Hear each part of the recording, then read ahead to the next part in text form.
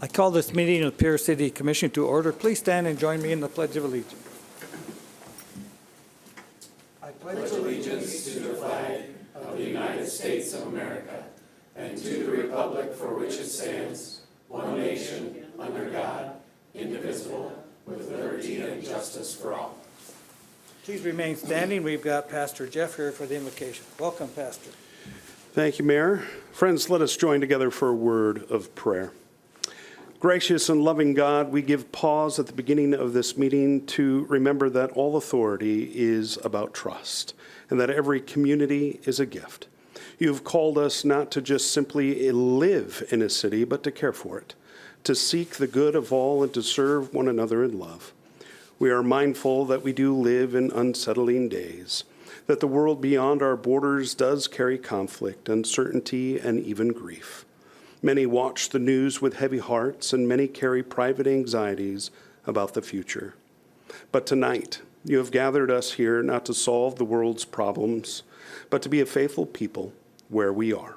So we pray for the people of Pierre, for our communities, for the families who get up early and work hard, for the children who are growing and learning, for business owners and employees, for the first responders and our public servants, for those who feel secure and even those who do not, for neighbors who are thriving and neighbors who are struggling. Grant wisdom to these members and commissioners. In matters large and small, from budgets to roads, utilities, and housing, from planning and public safety, give them clarity of mind, steadiness of spirit, and a shared commitment for the common good. Help them to listen carefully, speak respectively, and act with integrity. Bless all those who prepare for this work behind the scenes and their families who support them and serve. Remind us all that a healthy community is not built on power and influence alone, but on patience, cooperation, trust, and love. So where there is disagreement, grant clarity. Where there is uncertainty, grant discernment. And where there is opportunity, courage to serve. So may the work be done here tonight contribute to the whole in quiet and meaningful ways to this city so that it is safe, that it is welcoming, in a place where all neighbors know one another and where hope has room to grow. For we offer this prayer in humility. And all God's children said, Amen. All right, we do have a full commission tonight. So Lacey, looking at the agenda, are there any changes? No changes to the agenda, Mayor. Okay, thank you. So the first item tonight is the public comment period. The City of Pierre set aside 15 minutes for the public to come and address the commission on any items they would like. So I will now open up the public comment portion. If there's anyone here from the public, please come forward and let us know who you are. Yes, sir. Hi, my name is Kevin Kumpf. I'm a resident of the Pierre Historic District. I reside on East Winoka Street. I'm here to voice my concerns about the changes that are occurring on Elizabeth Street. 32 residents of the Historic District met in August to discuss those changes with the Historical Commission, and to say the least, not with a satisfactory outcome. It is my hope that that discussion, though, continues here tonight with you commissioners. I know my time is limited, so I'm going to keep it to one argument tonight. I know last week we heard a number of them. But what I want to bring to the forefront is City Ordinance Chapter 6, Article 3, Section 106. That clearly states sidewalks constructed on the south side of Elizabeth Street from Euclid Avenue to Grand Avenue shall be constructed so that the property line edge of the walk, that closest to the homes, is parallel with and 11 feet distant from the face of the curb. I have requested the latest plans from the Department of Transportation. They have a process to fill out, and it takes some time. But my understanding from what I've seen so far is that there will be a 7-foot sidewalk directly adjacent to the curb. That would mean that the property line edge of the sidewalk and the pedestrians that use that sidewalk will be 4 feet closer to the road than they currently are now. And if we think this was an oversight or an anomaly, there's other parts of Elizabeth that show that there will be a curbside sidewalk, as well as like Stanton Avenue. It says it shall be constructed 7 feet wide outside the street edge of the walk, against or adjoining the curb line. So it seems like we had foresight at one point or another to establish this boundary on the historical district and give us that width. So there's numerous arguments that we could consider, but today I'd like to think about just this one argument, that there is a city ordinance defining how the sidewalk is to be constructed. This ordinance provides a safe, buffered route from the historic district to the crosswalk light. I ask that you uphold our city ordinance and resist the widening of Elizabeth Avenue between Grand and Euclid so that we can maintain and not erode our historic district. Thank you. All right, thank you for coming, Kevin. Are there any further citizens that would like to address the commission? Please come forward and let us know who you are. All right, I see no one moving towards the microphone, so I will close the public comment portion and bring it back to the commission. There's no special business tonight. So on the consent calendar, we've got the minutes of the regular meeting of February 24th, 2026. We've got a raffle request from the Sixth Circuit Court-appointed special advocates, and we have the claims. Is there a motion? Move approval of the consent calendar. A second? A motion and a second. Is there further discussion? Hearing none, please call the roll. Commissioner Heisinger. Aye. Johnson. Aye. Lorseth. Aye. Reitzel. Aye. Mayor Harding. Aye, motion carried. Moving on to unfinished business. The first item is the plat of lots 22R, 24R, and 28R, a replat of lots 22 through 29 of Block 120 in the Wells Second Edition. And Emmeline Post is here to bring us up to date. Welcome, Emmeline. Thank you. Yes, this plat is located at the southwest corner of Park Street and Taylor Avenue. Damon Wheelhouse of Sully Avenue LLC is proposing to subdivide 2 lots into 3 lots on the east half of Block 120 in Wells Second Edition. 1815 East Park is an existing home on the proposed lot 25R in the middle that was placed in December 2025 following the demolition of the previous house in June 2025. The existing house meets setbacks of the proposed lot line, and there's also an existing house and garage at 1823 East Park, which is 28R on the map, which also meets the setbacks of the proposed lot line. The newly added lot, which is lot 22R, will have sufficient room for a single-family house in the future. The proposed lots would all be larger than the minimum lot area for one-family C zoning. And the Planning Commission met on February 23rd, and at that meeting, they recommended approval of the replat. And so tonight, we're looking to take action on the replat request via Resolution 2809. And with that, I'll be happy to take any questions. Okay, thank you, Emmeline. Are there questions from any of the commissioners? Commissioner Heisinger. Thank you, Mayor. Well, Emily, this is down in that Prairie Ridge development area where there's a whole bunch of new housing.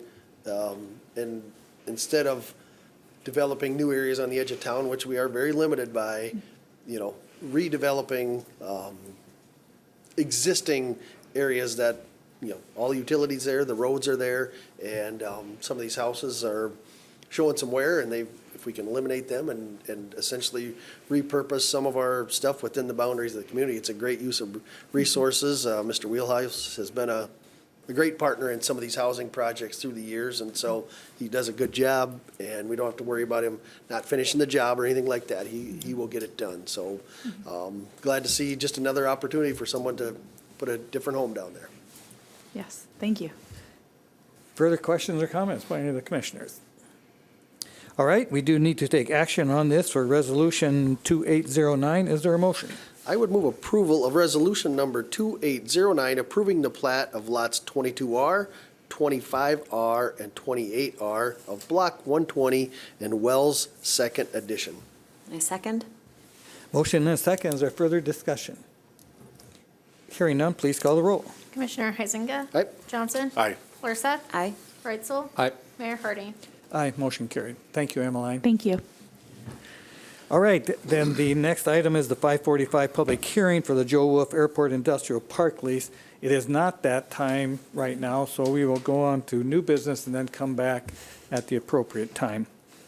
So the first and only item under new business is the special event temporary alcohol license for the Larkspur Landing. and Brianna Kaiser is here. Welcome, Brianna. Hi, thank you for having me. Just wanted to talk about a few of those dates.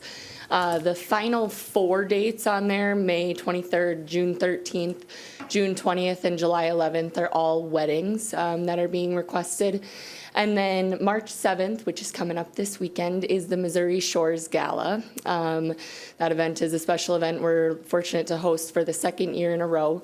And then March 13th, we are bringing Slamabama back for a concert that night, which is Party in the Back and Shania the Hits. So that'll be a great time. They were an outstanding band the first time around, so hopefully we can get more people out for that event, kicking off St. Patrick's Day weekend. And then April 25th is the Central South Dakota Recreation Committee Stronger Together kickoff event, which will be an educational type of an event with a lot of different prizes and games and good food and good conversation to be had for anybody in the community. So those first 3 events are open to the public, and then of course weddings are invite based only. Not that there aren't wedding crashers, there are. Okay, Brianna, great. Are there any questions or comments by any of the commissioners? Yes, Commissioner Huizinga. Thank you. Brianna, you've been at this a while now.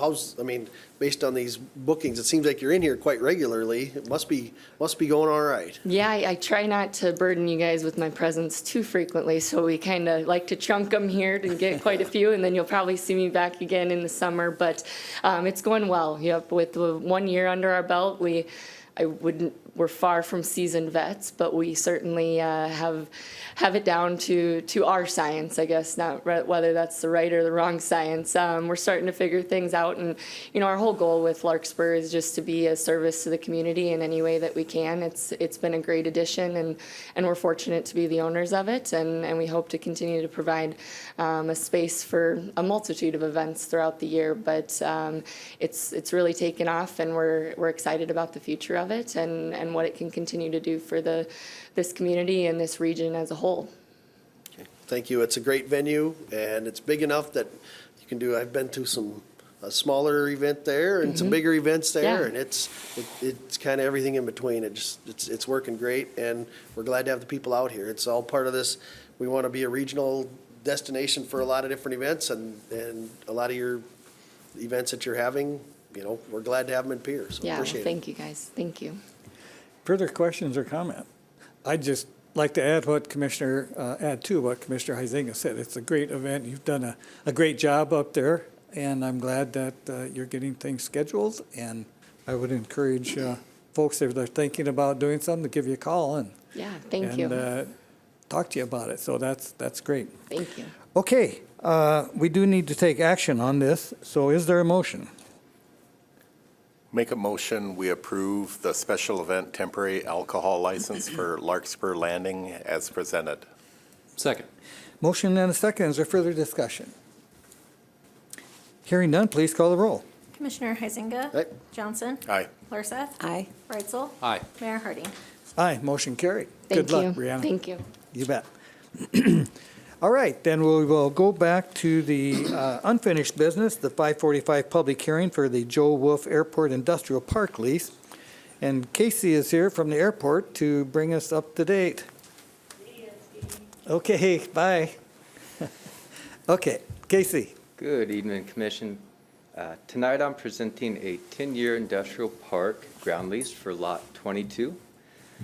The lease runs through 2035 and covers approximately 21,375 square feet, and the 2026 base rent is $2,992.50, calculated at 14 cents per square foot. Beginning in 2027, rent will adjust annually based on the Consumer Price Index, with a fair market value reset every 5 years. This ensures the city can adjust rates to reflect actual market conditions and meet its obligations to receive fair market value for non-aeronautical use of airport property. From a risk standpoint, the lease includes strong liability protection. The tenant is required to carry commercial general liability insurance, name the city as an additional insured, and identify and defend the city against claims arising from the tenant's use and occupancy of the property. Operationally, the lease preserves city oversight. Any additional structures require FAA approval and review, and the property must be maintained in a clean and safe condition. Finally, the lease is subordinate to FAA grant assurances, maintains that fair market-based revenue, protects the city from liability, and preserves operational and regulatory control of the airport industrial park. And I respectfully recommend approval. Mr. Wolf has been a good tenant since 2016, and I believe this to be a mutually beneficial and balanced agreement. I'm happy to answer any questions. All right, thank you, Casey. Are there questions or comments by any of the commissioners? Commissioner Huizinga. Thank you, Mayor. Well, Casey, this is another one of these lease deals. I know you do a lot of work. Your training, education is being an airport manager, but you're doing a lot of real estate management as part of your role out here. And as we've gone through multiple airport managers through the years, these leases are on different timelines and different schedules and different amounts. And is it the footprint of the building, or is it? I know you've worked hard to bring some order to this. In the event that you ever leave, you're not leaving a mess behind. And so I appreciate this. And so, yeah, right. This is not airport management. And most people probably don't even think about it as they drive in there. They think of the airport as the airport and these buildings and whatnot on the outside of the fence as something else. But it's all under the umbrella of city-managed property out there, particularly the airport. Absolutely. And even the difference between aeronautical and non-aeronautical and the way the FAA looks at that and handles it, it's certainly a lot of understanding of real estate law as well as federal regulations and trying to balance the two. Yeah, and we have to do this right because of the fair market. We don't want to jeopardize any of our FAA funding because we don't properly manage the real estate that's under our watch out there as well. So it is, it doesn't generate lots of money, but there's a lot of money potentially at stake if we do it wrong. That's 100% correct. And in fact, when we got approval for the industrial park, the FAA came and told us, outlined that we had to receive that fair market value for this. And so it is beneficial both for the self-sustainability of the airport as well as, fair market value. That's just what a reasonable person would pay for it. And so we want to make sure that our rates do meet those FAA requirements, but as well as propagate the industry. We want a growing industrial park. Absolutely. Well, thank you for your work. Further questions or comments? All right, well, thank you, Casey. This is a public hearing, so stand by, and I will open up the public comment portion. Is there anyone here from the public that would like to give us their thoughts on this proposal? Please come forward and let us know who you are. I see no one approaching the microphone, so I will close the public comment portion and bring it back to the commission. Anything you'd like to add, Casey? I think you covered it pretty well. No, sir. Thank you. Okay, then we do need to take action on this. Is there a motion? I would move approval of the industrial park ground lease agreement for Lot 22 at the Pierre Regional Airport Industrial Park with Joe Wolf as presented for the 10-year term. I second. A motion and a second. Is there further discussion? Hearing none, please call the roll. Commissioner Huizinga. Aye. Johnson. Aye. Forsyth. Aye. Reitzel. Aye. Mayor Harding. Aye, motion carried. Thank you, you. Casey. All right, then that concludes our agenda then for tonight as it was published, so we will go into dialogue and start with Commissioner Huizinga. Thank you, Mayor. I have a couple items. Which one's going to pop up first here? All right. More great news from the Pierre Regional Airport. We're continuing to see strong passenger demand at the Pierre Regional Airport. In January of 26, the airport recorded 1,417 enplanements, which is a 43% increase compared to January of 2025. That growth continued in February with 1,392 passengers boarding flights, a 60% increase over February of 2025. When we combine the first 2 months of the year, the airport has seen 2,809 total enplanements. That represents a 51% increase compared to the same period last year. These numbers show that more residents, businesses, and visitors are choosing to fly out of Pierre, which strengthens our local air service and supports the long-term success at the airport. So we just couldn't be more excited about SkyWest. We have readily accessible records for enplanements going back to 1993, and this is the highest by far than for February going back to 1993. So I don't know what beyond that, but I mean, just to sum that up, it's going great out at the airport for enplanement. So I was really tickled with February, and that's darn near as many as we had in January with less days. So that was good news. So should be one more slide, maybe. No slide. No All right, slide. well, okay.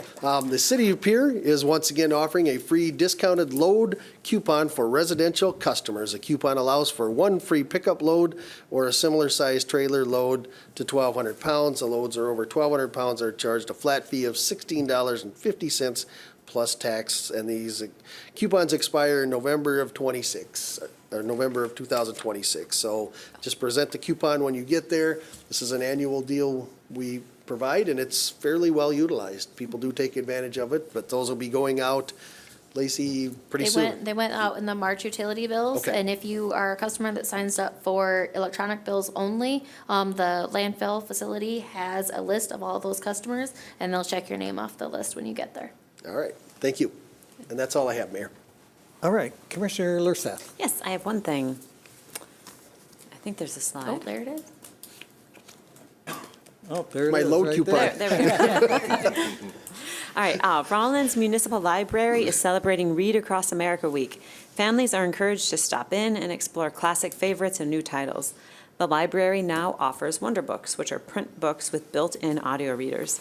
These books help children build confidence, improve pronunciation, and follow along independently. They are especially helpful for emerging readers and busy families. And that's all I have. Okay, Commissioner Johnson. I don't have a picture, but just wanted to share as kind of a shout out. George Allen, who comes to some of the commission meetings, and he comes to the high school regularly, had asked Riggs, our flag out front had been down for over a month, and the rope broke during a high wind right after Christmas.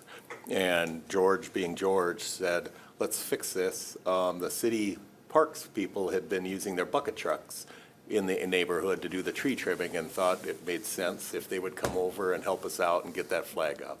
And I called Brian Tipton, who called Jay Jensen, who made the time, and his guys stopped this morning in the fog, and they got our rope back on, and then the school staff got the colors back up where they should be. So our flag is back up, and we're happy and appreciate George and the city crews. So, thank you. Commissioner Reitzel. Thank you, Mayor. I have one. Some pickleball news. The pickleball courts at Griffin Park now have lights. The courts have been busy since they opened 2 years ago. The lights let people play earlier in the morning and later in the evening. The lighting was largely funded by community donations. Altogether, about $24,750 was raised for the project. The city helped with running electricity to the site, provided some equipment, and a small financial contribution. The lights are on a timer system to be respectful of nearby neighbors, and also the city is planning to repair the fence soon. And that is all. Okay, great, and that's a great addition. I know a couple pickleball players already thanked me for getting that done, but as you say, it was the community group, the pickleball players, and then I think Matt Judson and some people that raised some money for that, and so that was really a great deal. So they're ready to play, I think. Okay, I don't have anything tonight. I don't have anything tonight, Christie Mayor. or Lacey? Nothing tonight? Or Lindsay? Nothing. Okay, then that completes our agenda tonight. There's no executive session, so I would look for a motion to adjourn. So moved. Second. Motion and second. Is there further discussion? Hearing none, please call the roll. Commissioner Heisinger? Aye. Johnson? Aye. Lurseth? Aye. Reitzel? Aye. Mayor Harding? Aye, motion carried. Meeting adjourned.